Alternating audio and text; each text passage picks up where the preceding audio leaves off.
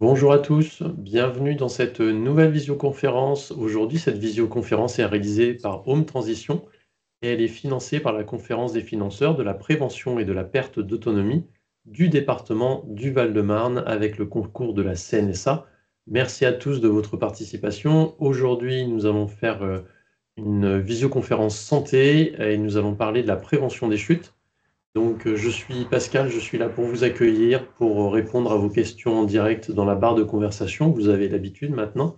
Petite nouveauté, vous avez un onglet questions-réponses qui vous permet quand on nous pose une question, de répondre à cette question et pas d'avoir tous les flux de conversation mélangés. Et puis, si vous nous regardez en replay, eh bien, sachez que en vous connectant en direct, en vous inscrivant sur go.movadom.com/visio, vous pourrez, à la fin de cette visioconférence, enfin à la fin de la visioconférence que vous verrez en direct, poser vos questions à l'intervenant du jour. Et aujourd'hui, nous avons le plaisir de recevoir Frédéric, qui est kinésithérapeute, qui va nous parler de la prévention des chutes.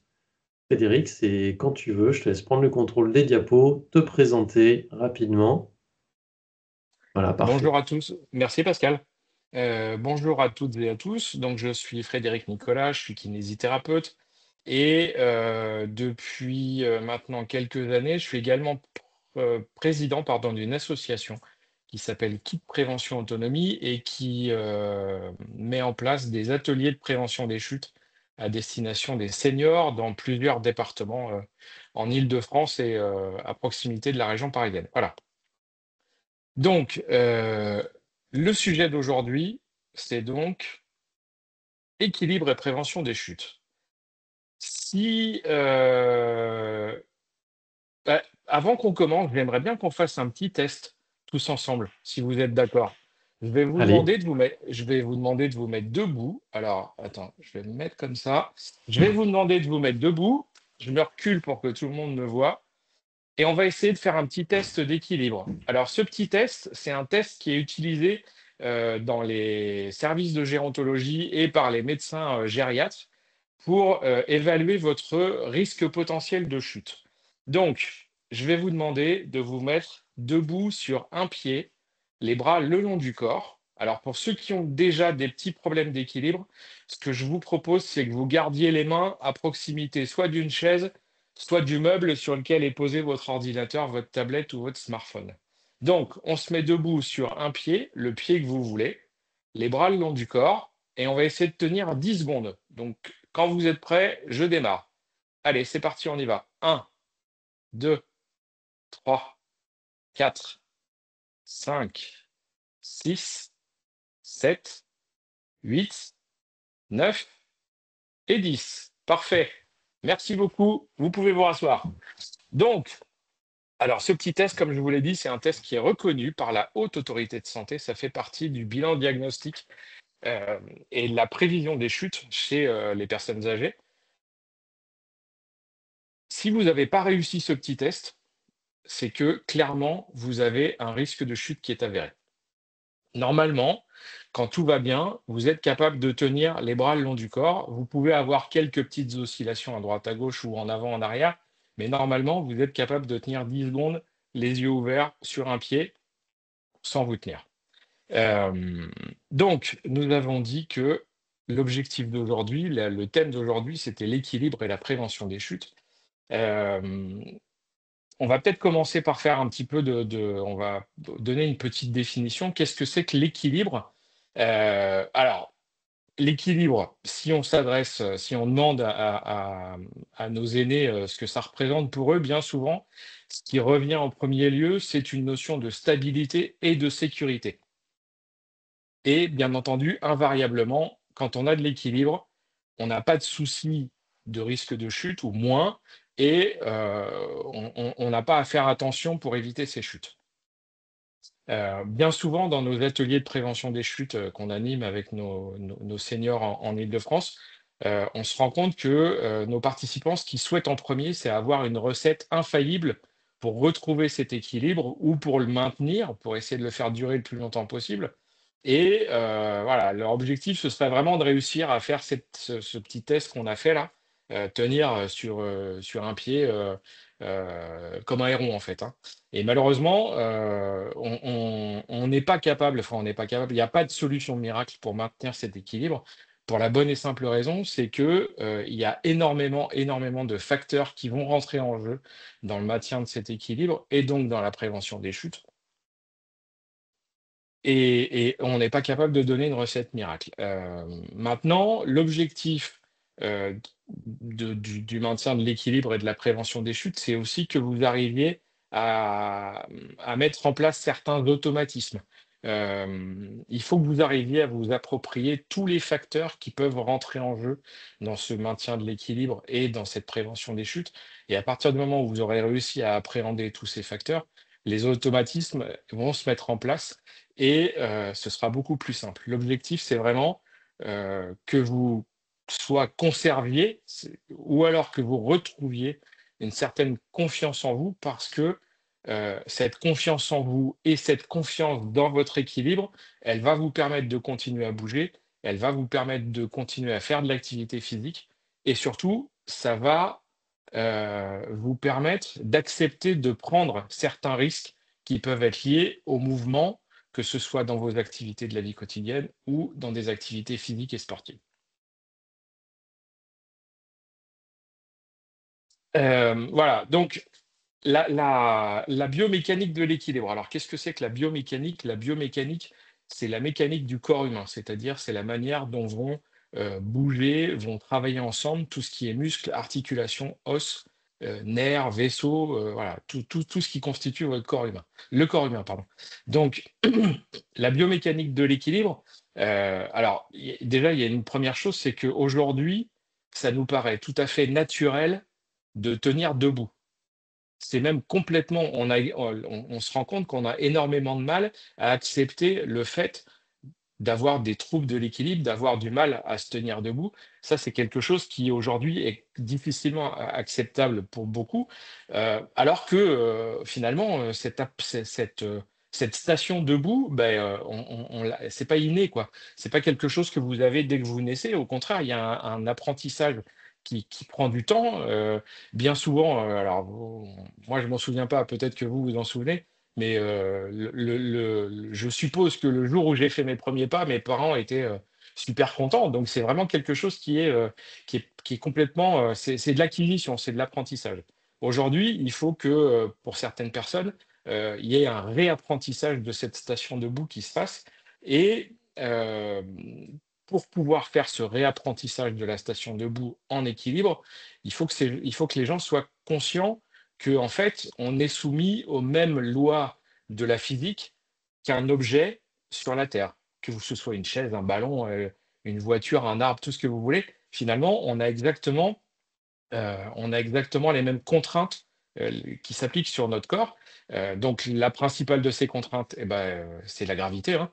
La gravité, si vous lâchez une pomme depuis votre main, elle va tomber. Ben, on a exactement les mêmes contraintes sur un homme. Sur un homme avec un grand H, hein. Pas, il n'y a pas de différence entre un homme et une femme. Voilà, donc bah, de toute façon, l'homme doit s'opposer à cette gravité et il doit réussir à se tenir soit uniquement sur ses deux pieds, ou alors, si c'est vraiment trop difficile, à ce moment-là, on peut utiliser des substituts, des aides tels que des cannes ou des déambulateurs ou des choses comme ça. Et il ne faut pas que ce soit quelque chose qui soit perçu comme un échec, hein. S'il y a vraiment des difficultés, au contraire, ça vous permet de continuer à être debout et ça vous permet de continuer à bouger. Donc, la biomécanique de l'équilibre, elle est basée sur deux choses principales chez l'humain. C'est premièrement, alors, est-ce que ça marche? Oui, ça marche, voilà, parfait.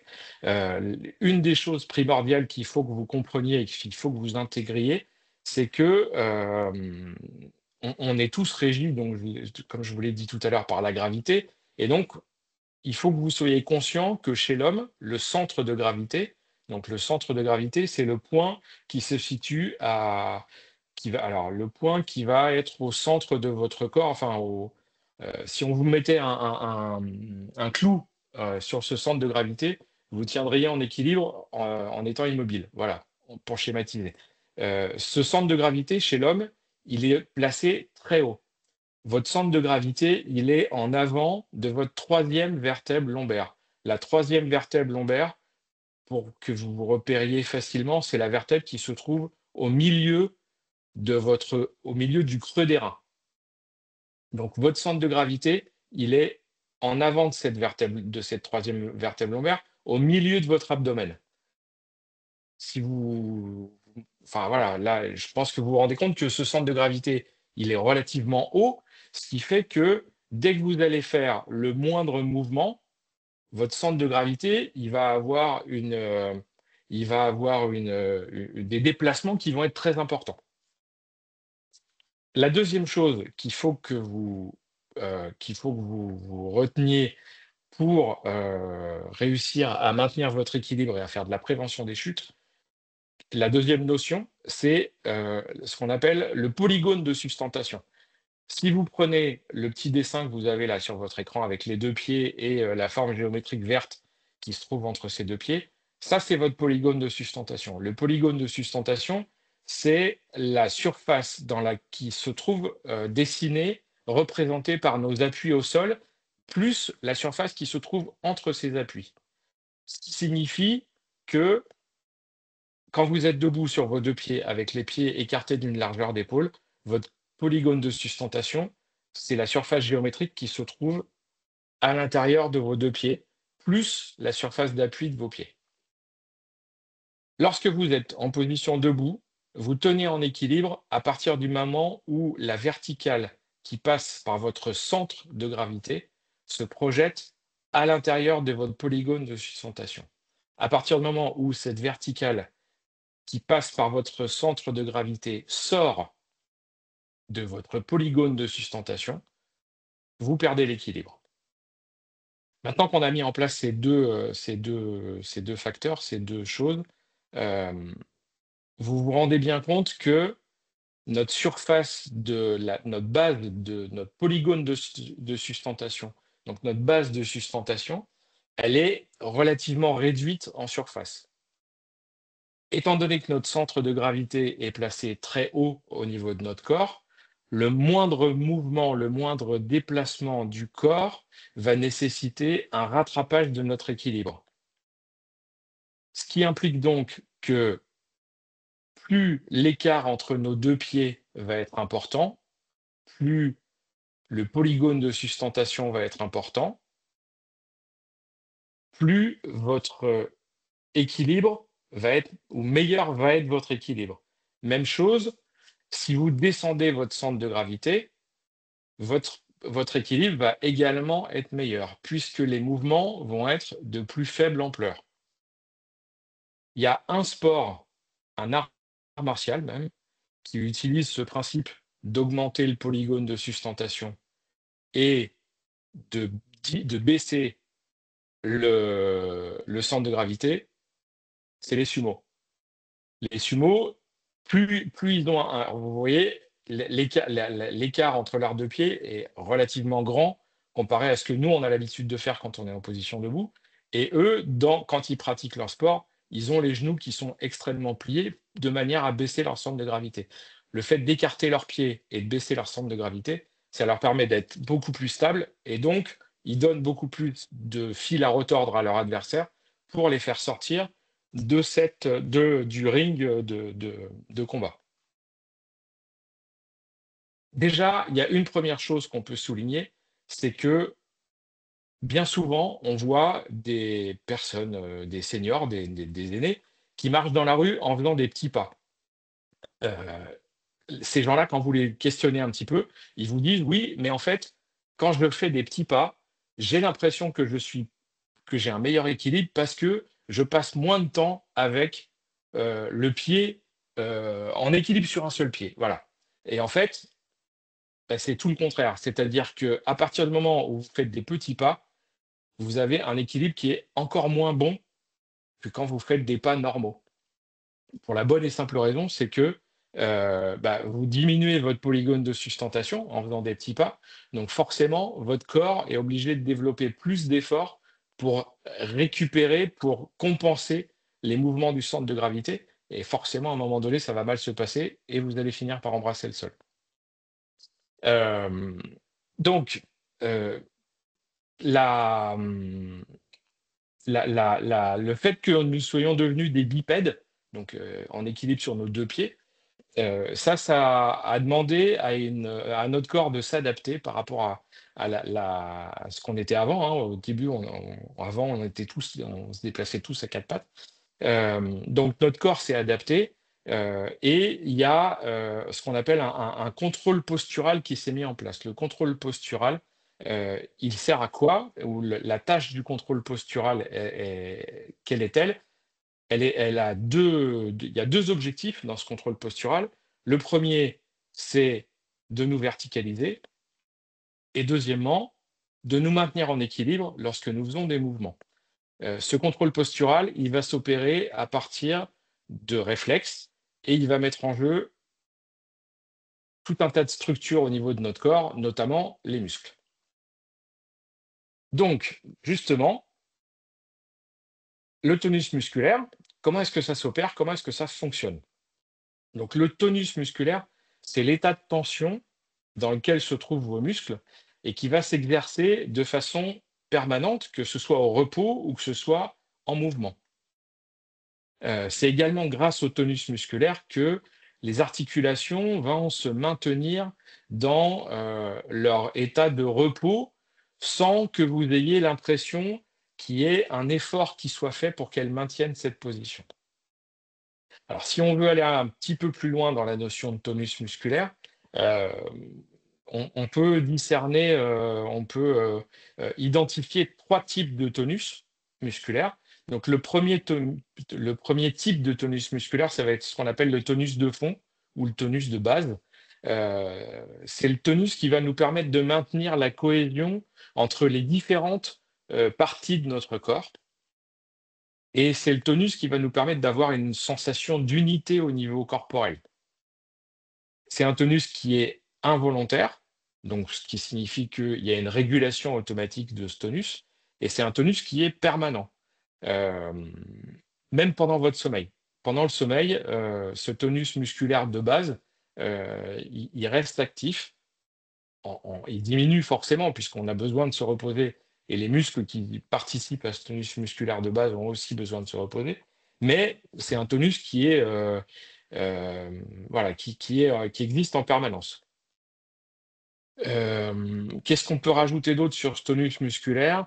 Bah, c'est un tonus qui va, être ce qu'on appelle le support de, nos émotions. C'est-à-dire que, bah, par exemple, c'est lui qui va vous permettre d'exprimer vos émotions au niveau de votre visage ou, quand vous avez de la peur, par exemple, le fait de trembler, ça c'est, dû au tonus de base. 2e type de tonus au niveau du corps, c'est le tonus qu'on appelle le tonus postural. Le tonus postural, il va nous permettre de tenir debout et de maintenir l'équilibre statique et dynamique. C'est un tonus qui est sous commande réflexe, c'est-à-dire que, même chose, c'est quelque chose que vous ne pouvez pas contrôler.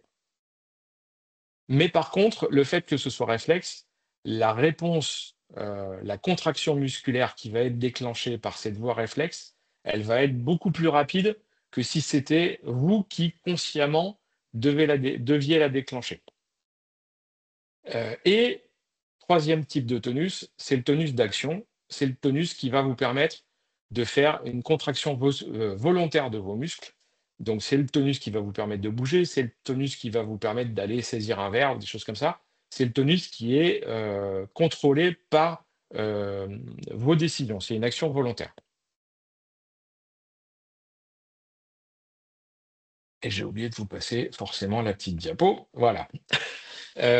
Donc je vous ai dit tout à l'heure, ou je vous ai expliqué là qu'il y avait 2 types d'équilibre, qui étaient régis par 2 types de tonus différents. Le premier équilibre, c'est l'équilibre statique. C'est, l'équilibre que vous allez avoir quand vous restez immobile. Alors contrairement à ce qu'on peut penser, bah, en fait, on n'est jamais complètement immobile parce qu'il y a toujours des petites variations de mouvement ou de position de votre centre de gravité et automatiquement, votre corps va, s'adapter à ces mouvements et il va vous permettre, en utilisant le tonus postural dont on a parlé juste à l'instant, il va faire ce qu'on appelle des réactions d'adaptation posturale. Ces réactions d'adaptation posturale, c'est des réactions d'équilibration qui vont être automatiques et inconscientes puisqu'elles agissent par voie réflexe.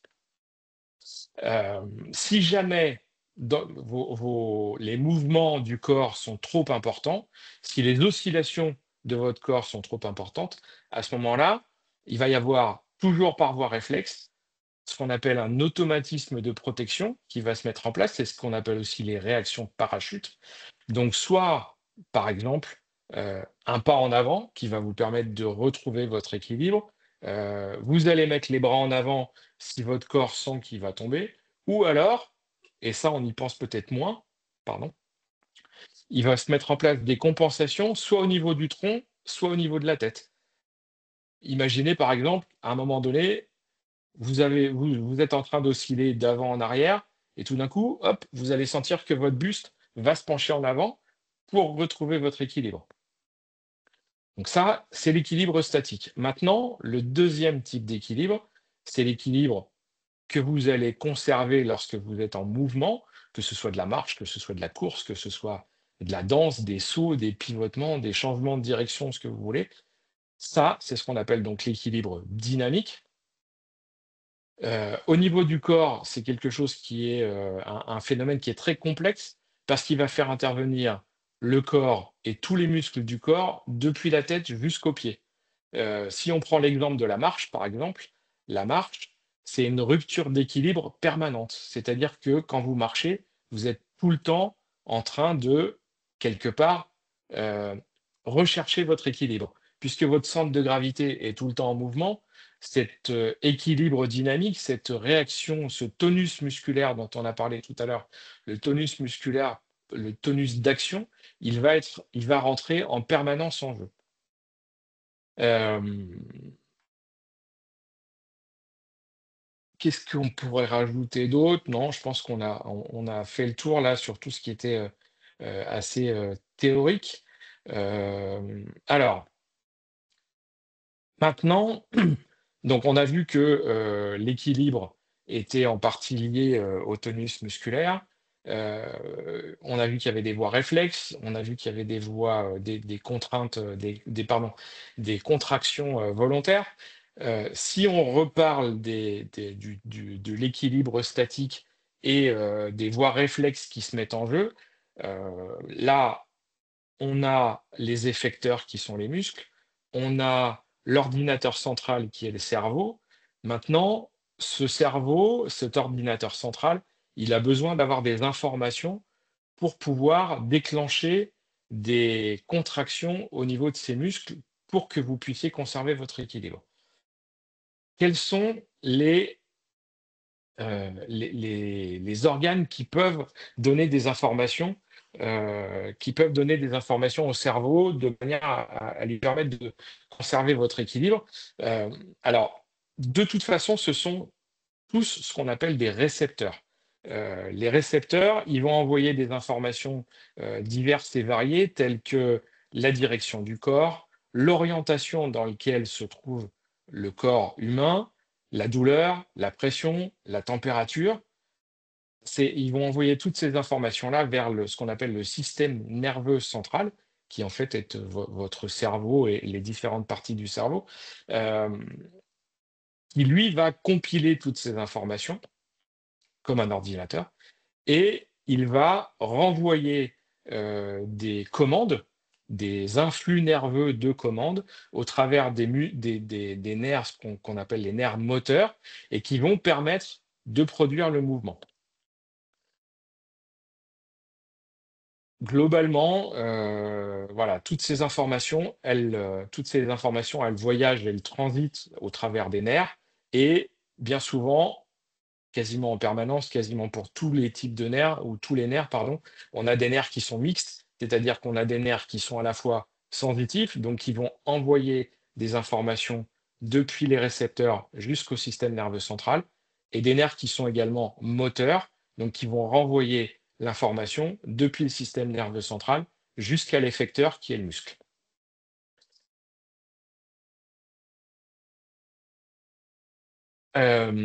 Concernant l'équilibration et les systèmes d'équilibration, donc je vous ai dit qu'on avait plusieurs types de récepteurs. On a déjà des récepteurs qui vont se trouver au niveau tactile, au niveau de la peau. Ces récepteurs, ils vont être sensibles au toucher, aux pressions et aux vibrations qui sont exercées sur la peau. Ils sont situés dans les couches superficielles de la peau et également dans les couches profondes et dans les terminaisons pileuses, c'est-à-dire au niveau de tous les poils que vous avez sur la peau. Euh, Ces capteurs, ces récepteurs sensoriels, vous en avez énormément qui se trouvent au niveau de la plante de vos pieds. Aujourd'hui, dans nos civilisations, on, on masque une grosse partie de ces informations qui sont données par ces récepteurs qui se situent au niveau de la plante de nos pieds, pour la bonne et simple raison, c'est que euh, on marche avec des chaussures. Voilà. On a toujours les pieds dans des chaussures. Alors, je dis pas qu'il faut que vous alliez vous promener pieds nus dans la rue, hein, que vous alliez au supermarché pieds nus. Maintenant, ce que je vous incite à faire quand même, c'est que quand vous êtes à la maison, le plus souvent possible, si vous pouvez éliminer ou supprimer des épaisseurs entre la plante de vos pieds et ce que vous avez ou le sol chez vous, ça va vous permettre de faire travailler ces récepteurs, ça va vous permettre de les entretenir et ça ne peut être que bénéfique. Ensuite de ça, on va trouver des récepteurs qu'on appelle des récepteurs euh, proprioceptifs. Vous allez avoir des récepteurs qui vont être situés soit dans les muscles, soit dans les tendons, soit dans les articulations. Tous ces récepteurs, ils vont envoyer des informations à votre cerveau telles que, pour ceux qui sont situés dans les articulations, dans quelle position se trouve par exemple l'articulation de mon coude. Pour ceux qui sont situés dans le muscle quadriceps, euh, quelle est la tension de ce fameux muscle quadriceps. Voilà, tous ces récepteurs envoient ce type d'informations au cerveau et ça lui permet aussi au cerveau d'adapter le tonus musculaire ou la position des articulations de manière à maintenir votre équilibre. Le deuxième grand groupe de récepteurs qui entre en jeu dans le maintien de l'équilibre, c'est ce qu'on appelle le système labyrinthique. Alors, bien souvent, on résume ce système labyrinthique à l'oreille interne. Bien souvent, on entend, c'est l'oreille interne qui est responsable de l'équilibre. C'est en partie vrai, en partie faux, parce que au niveau de l'oreille interne, il n'y a pas que, au niveau de l'oreille, il n'y a pas que l'oreille interne qui va rentrer en jeu. Voilà, c'est pour ça que dans le domaine médical, on préfère parler du système labyrinthique ou de l'appareil vestibulaire. Ça, c'est quelque chose dont vous avez peut-être déjà entendu parler. Donc, cet appareil vestibulaire, il est situé dans l'oreille interne. Il est spécialisé dans la détection des mouvements, dans la détection de l'inclinaison de la tête dans tous les plans de l'espace. Et lors de nos mouvements, il va informer en permanence notre ordinateur central, notre système nerveux central, de la position de notre tête et de ses déplacements. Dans le système labyrinthique, vous avez déjà une première partie qui s'appelle les canaux semi-circulaires. Les canaux semi-circulaires, leur rôle, c'est d'informer votre système nerveux central sur les accélérations angulaires. Les accélérations angulaires, c'est tout bonnement les rotations que vous allez pouvoir faire au niveau de votre corps.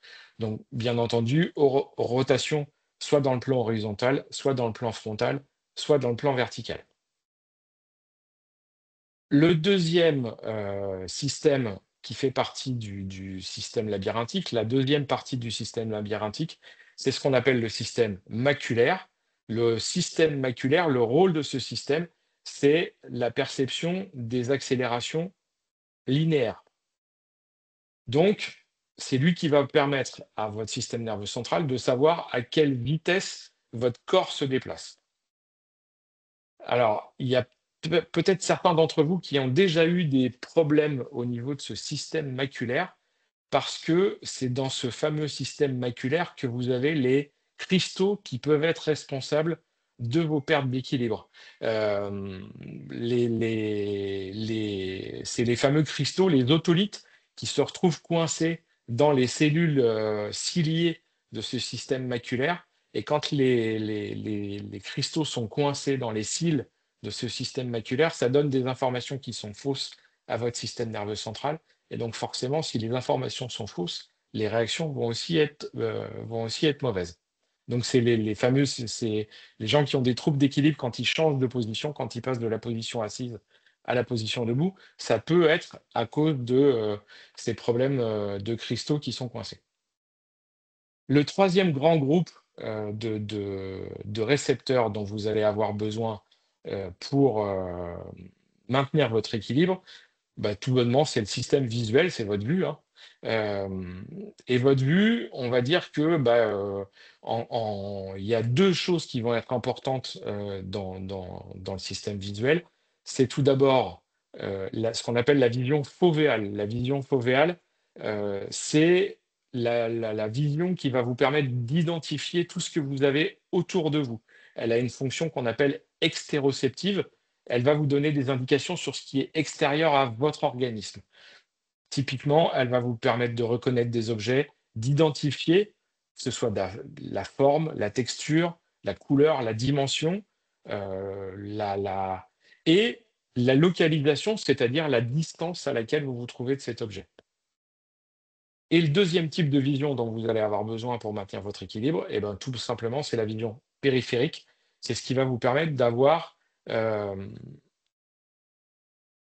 elle va vous donner des informations, proprioceptives. La proprioception, qu'est-ce que c'est? C'est, le fait de donner des informations, des indications sur ce qui se passe dans notre corps et sur la position de notre corps dans l'espace. Et elle va également, le fait de donner la position du corps dans l'espace, elle va aussi avoir un rôle, pour renseigner le système nerveux central sur l'environnement qui nous entoure.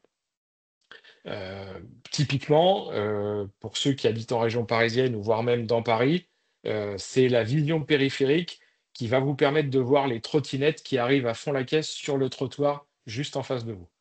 Voilà, ça c'est un exemple qui généralement est très parlant. Alors voilà, maintenant qu'on a mis en place ces 3 systèmes qui sont responsables des informations ou qui donnent des informations sur, le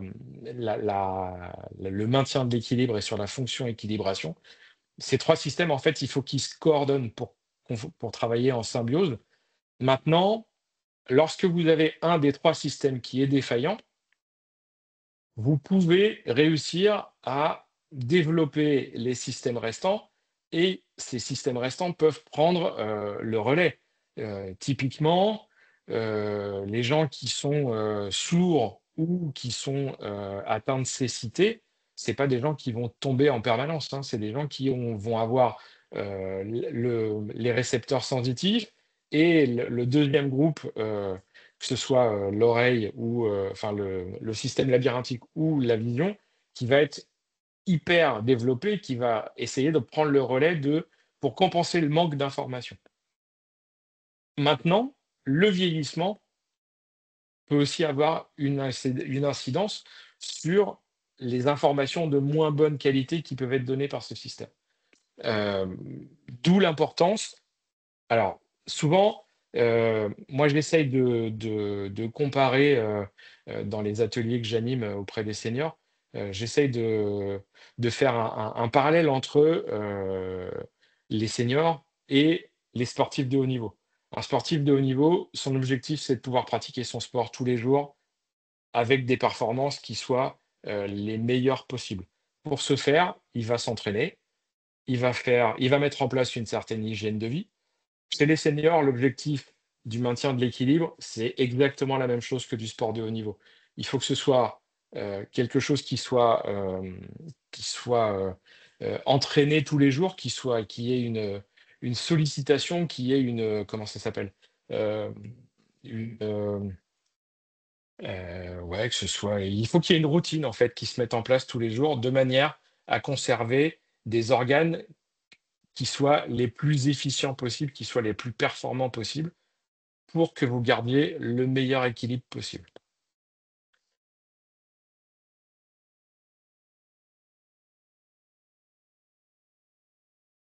Si je vous donne quelques chiffres, en France, la chute, c'est la première cause de mortalité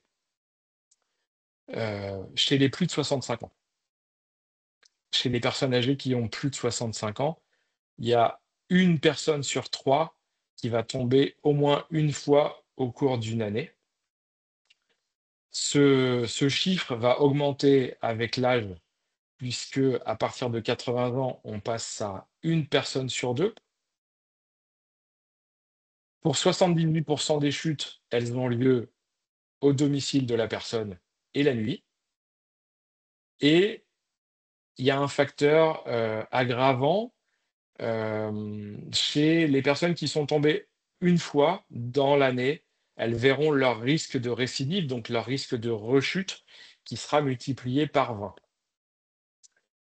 Et un dernier chiffre qui est important, il faut que vous sachiez que lorsque vous chutez, plus vous allez rester longtemps au sol, plus vous allez augmenter le facteur risque de mortalité lié à cette chute. L'objectif de ces chiffres, c'est pas du tout de dramatiser la situation, hein, ou de vous faire peur, mais que vous soyez conscient que il faut vraiment mettre quelque chose en place, mettre une routine en place, comme je vous disais, de manière à limiter au maximum les conséquences de ces chutes, parce que malheureusement, il y a une chose aujourd'hui dont on est sûr, et malheureusement on ne peut rien faire, c'est que de toute façon, on ne peut pas supprimer totalement le risque de chute. Maintenant, on peut agir sur les conséquences et sur le risque de rechute. Justement, ces conséquences, quelles sont-elles? Euh, bah, les conséquences des chutes, tout simplement, c'est soit des conséquences qui vont être immédiates, donc c'est des conséquences physiques, hein, le risque de fracture, le risque d'hospitalisation. Euh, il va y avoir également des risques psychologiques, c'est-à-dire que une chute peut tout à fait entraîner euh, derrière une baisse de l'autonomie parce que la personne va perdre confiance en elle. Il y a des risques qui sont sociaux. À partir du moment où les gens qui chutent perdent leur capacité, perdent leur autonomie, forcément, ils vont avoir une vie sociale qui va être diminuée. Et il y a également des risques financiers de ces chutes, puisque, alors là, je n'ai plus le chiffre en tête, mais bien souvent, la chute, chez certaines personnes, elle va se traduire par un placement en institution. Et ce placement en institution, il a un coût, et qui est un coût qui est non négligeable. Juste avant, je vous parlais de du risque de rechute. Vous vous souvenez, c'était, une personne qui est tombée dans l'année verra son risque multiplié par 20 de rechute dans les 12 mois qui suivent. Heu, Comment est-ce qu'on peut, heu, en arriver à rechuter? Beh, tout bonnement parce que la chute, c'est un cercle vicieux, en fait. C'est-à-dire que vous allez chuter une première fois, qu'est-ce qui va se passer? Au niveau psychique, vous allez avoir une peur de retomber qui va se mettre en place. Cette peur de retomber, elle va se traduire par une perte de confiance en vous, elle va se traduire par euh, une baisse de l'autonomie. Forcément, si vous avez une baisse de l'autonomie, vous allez restreindre vos activités de la vie quotidienne, vous allez vous replier sur vous, vous allez ne plus avoir envie de sortir parce que vous avez peur de rechuter. Si vous baissez votre autonomie, si votre autonomie baisse, si vous sortez moins, si vous bougez moins, forcément, vous allez avoir une perte de votre masse musculaire et et un déconditionnement physique qui vont en découler. Cette perte de masse musculaire et ce déconditionnement physique, qu'est-ce qu'ils vont provoquer? Eh bien, tout simplement une réduction de votre stabilité. Vous allez perdre votre équilibre. Et forcément, si vous perdez votre équilibre, si votre stabilité diminue, le risque de chute, il est augmenté. Voilà pourquoi est-ce qu'on a appelé ça le cercle vicieux de la rechute. Alors, comment est-ce qu'on peut faire pour éviter, prévenir, diminuer ce risque de chute? Eh bien, tout simplement, faire de la prévention. Et c'est pour ça que vous êtes là aujourd'hui. Cette prévention, elle va passer par quoi? La première chose, entretenir vos capacités physiques. Comment est-ce qu'on va faire pour entretenir vos capacités physiques? Il va falloir maintenir vos acquis et vos capacités, voire même les développer pour certaines ou pour certains, ou les refaire de ce qu'on appelle de la rééducation ou du réentraînement.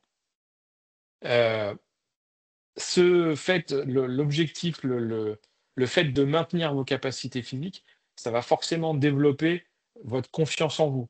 Ça va vous permettre d'aller de l'avant et de ne plus avoir ou d'avoir moins peur de chuter et donc de recommencer à sortir.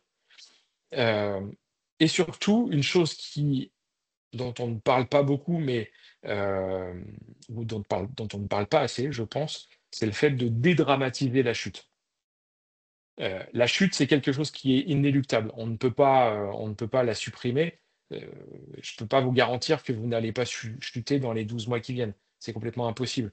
Maintenant, euh, nous, dans nos ateliers, on fait systématiquement du travail au sol avec nos participants parce qu'une chose dont on est sûr, c'est que si vous êtes déjà passé au sol, si vous avez déjà travaillé le relevé du sol avant de chuter, ça va vous permettre d'avoir beaucoup plus confiance en vous. Le jour où vous allez tomber, et je vous le répète, forcément ça va arriver, au moins vous saurez comment faire pour vous relever et il y aura beaucoup moins cette panique qui va se développer, qui va se mettre en place. Je vous l'ai dit tout à l'heure, hein, plus longtemps vous restez au sol après une chute, plus le pronostic vital derrière va être engagé. Donc, si vous avez l'habitude de vous relever du sol euh, sans avoir chuté parce que vous vous êtes déjà entraîné avant, ben ça ne peut être que bénéfique. Euh, Ça, c'était la première chose. Alors, je vous ai dit aussi maintenir vos capacités physiques, voire les développer. Ça consiste en quoi? Bah, écoutez, ça reste de la musculation, de la gymnastique, on va dire bête et méchante, hein. Les groupes principaux qu'il faut que vous travaillez, c'est ce qu'on appelle les muscles porteurs. Donc, les muscles porteurs, ça va être les muscles de vos jambes, de vos cuisses et également les muscles du bassin. C'est les muscles qui vont vous permettre de vous relever d'une chaise, qui vont vous permettre de monter et de descendre les escaliers. Avoir de la force musculaire, c'est une très bonne chose, mais il faut aussi penser à entretenir la mobilité de vos articulations, parce que vos articulations, si vous perdez en amplitude au niveau de vos articulations, forcément, quand vous allez vous retrouver au sol, vous allez avoir du mal à vous relever dans des bonnes conditions. Et une chose qu'il faut aussi souligner, le fait d'entretenir la mobilité, le fait de faire travailler vos muscles de manière régulière, ça va diminuer les douleurs qui peuvent être à l'origine de l'arthrose, ou qui peuvent être les douleurs, pardon, qui peuvent être causées par l'arthrose. Autant pour moi. Pendant très longtemps, on a dit aux gens, oh là là, surtout, vous avez mal, vous avez de l'arthrose, il ne faut pas bouger, il faut vous reposer. C'est absolument faux. Aujourd'hui, il y a une chose dont on est sûr, c'est que si on veut diminuer la douleur, il faut bouger, il faut faire de l'activité physique, et quel que soit l'âge. Il n'y a pas d'âge, même pour des gens qui ont des douleurs au niveau articulaire, vous allez voir, si vous bougez en étant raisonnable, hein, je ne vous dis pas d'aller vous inscrire au marathon de Paris, mais si vous bougez de manière régulière, vous allez voir que vos douleurs, forcément, elles vont diminuer. Euh, Ça, c'est donc entretenir vos capacités physiques, entretenir votre musculature, entretenir la mobilité de vos articulations. Deuxièmement, travailler votre équilibre, solliciter votre équilibre dynamique en faisant des mouvements volontaires. Donc, vous vous mettez debout, vous passez d'un pied sur l'autre, vous vous penchez en avant, vous vous penchez en arrière, euh, vous passez des obstacles, vous essayez de passer, vous mettez quelque chose au sol, vous essayez de passer au-dessus, vous faites des demi-tours, des changements de direction. Vous pouvez également travailler sur tout ce qui est réduction de votre polygone de sustentation, les pieds écartés, les pieds serrés. Plus vous allez réduire votre polygone de sustentation, plus vous allez solliciter votre équilibre dynamique. Tout ce qui va engendrer un déplacement du centre de gravité, ça ne peut être que bénéfique. Euh, et pour pouvoir avoir un équilibre dynamique qui va être correct et qui va être efficace, il faut que votre système nerveux central ait des informations qui soient de bonne qualité et qui soient suffisantes en quantité. Donc, il faut que vous fassiez travailler les récepteurs qui sont responsables de la fonction équilibration. Les récepteurs sensoriels au niveau de la peau. Donc, c'est pour ça que tout à l'heure, je vous disais que vous deviez essayer de marcher ou de vous déplacer chez vous en enlevant vos chaussures ou vos chaussons, donc soit pieds nus, soit en chaussettes. Essayez de dérouler le pas le plus possible. N'hésitez pas, même pourquoi pas, à acheter une petite balle avec des picots que vous pouvez faire rouler sous votre pied pour stimuler vos récepteurs sensoriels au niveau de la plante du pied. Mais comme tout à l'heure, le fait d'être en appui sur ses deux pieds, de faire des mouvements avant-arrière, ça va stimuler vos récepteurs sensoriels qui vont permettre de renvoyer des informations sur la pression qui s'exerce au niveau de vos pieds.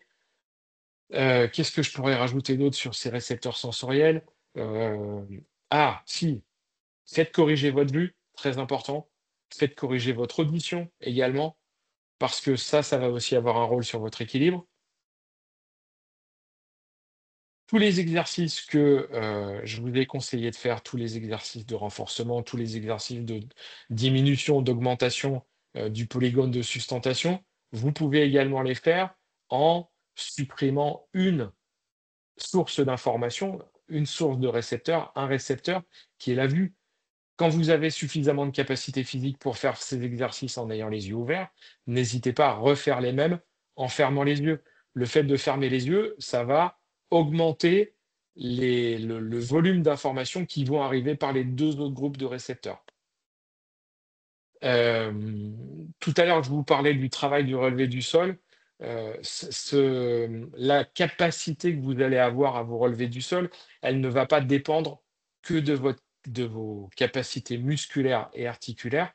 Elle va aussi dépendre de ce qu'on appelle la conservation des niveaux d'évolution motrice, c'est-à-dire les automatismes que votre corps a engrangés, qu'il a mis en place au fur et à mesure de votre évolution, c'est-à-dire quand vous êtes passé de nourrisson, où vous étiez sur le dos, à jeune enfant, où vous avez réussi à vous mettre debout, il y a eu plusieurs étapes qu'on appelle des niveaux d'évolution motrice.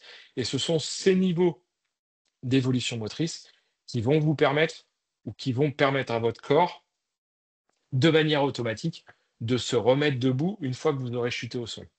Euh, Ça, c'est toute la prévention qu'on peut mettre en place au niveau physique. Il y a également des choses qui peuvent vous faciliter la vie et notamment l'aménagement du logement. Je crois, Pascal, il y a eu des vidéos qui ont été faites Oui, on fait des visios sur ce sujet-là, oui. voilà, pour aménager son logement. Donc, je vous invite à revoir les replays ou vous inscrire aux prochaines visios qui vont être mises en place par Movadom. Bah, après, c'est des choses, je pense que tout le monde est un peu sensibilisé à ces choses-là, hein, c'est-à-dire éviter, faire attention dans les pièces humides, parce que forcément, dans les pièces humides, ça glisse. Tout ce qui est cuisine, tout ce qui est salle de bain, les obstacles au sol, le manque de luminosité, installer comment ça s'appelle, des mains courantes dans les escaliers, voilà. Et surtout, notamment, surtout dans tout ce qui est chambre, hein, vous vous souvenez, hein, les principales chutes, c'est 78% au domicile et la nuit. Donc, avoir des couloirs qui soient éclairés avec des veilleuses automatiques ou des choses comme ça peut être une idée vraiment intéressante à mettre en place. Également, utiliser des aides techniques. Ça, c'est plutôt le travail de mes collègues ergothérapeutes, hein, qui pourront vous conseiller mieux que moi.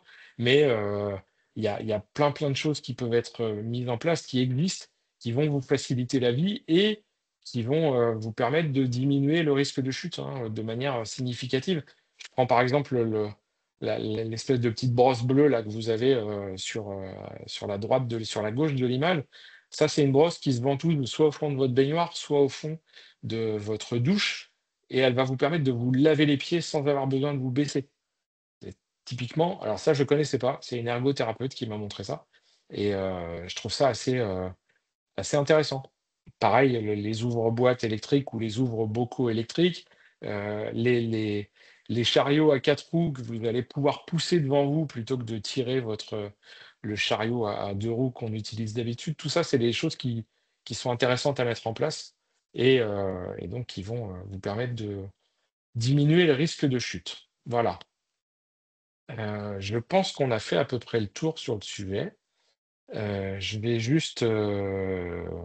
juste conclure sur, une phrase que j'avais relevée d'un de mes profs, pendant que je faisais mes études de kiné et qui nous disait que la chute ou chuter n'est pas une fatalité, mais le plus important, c'est de se relever. Voilà.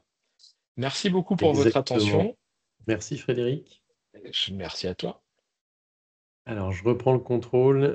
Je vous mets la petite diapo du questionnaire de satisfaction. Restez bien là 5 minutes, hein. On va pouvoir ouvrir vos micros et vous pourrez poser vos questions ou remercier simplement Frédéric.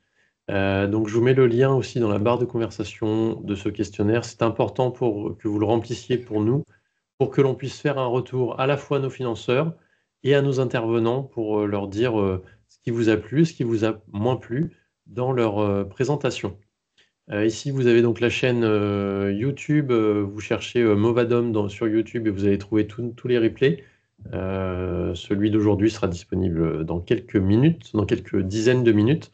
Et puis pour vous inscrire à nos prochaines visioconférences, c'est go.movadom.com/visio. Merci François pour le intéressant.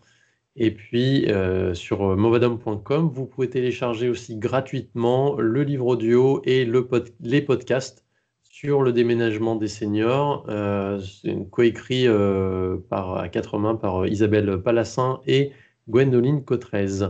Notre prochaine visioconférence, c'est mardi prochain, la semaine prochaine. On n'en a qu'une cette semaine. Donc ça sera le 19 octobre, me semble, 29 octobre, pardon. C'est réussir à se séparer de ces objets, mais sur la partie, non pas comme on fait d'habitude avec Pascal, notre home organizer, mais plutôt sur la partie sentimentale et psychologique avec Isabelle Palassin qui nous expliquera pourquoi on conserve des objets au cas où. Voilà, si vous avez la moindre question, un petit mail à contact@movadom.com. Je remercie encore une fois la conférence des financeurs de la prévention de la perte d'autonomie du département du Val-de-Marne, la CNSA et bien évidemment, merci beaucoup Frédéric.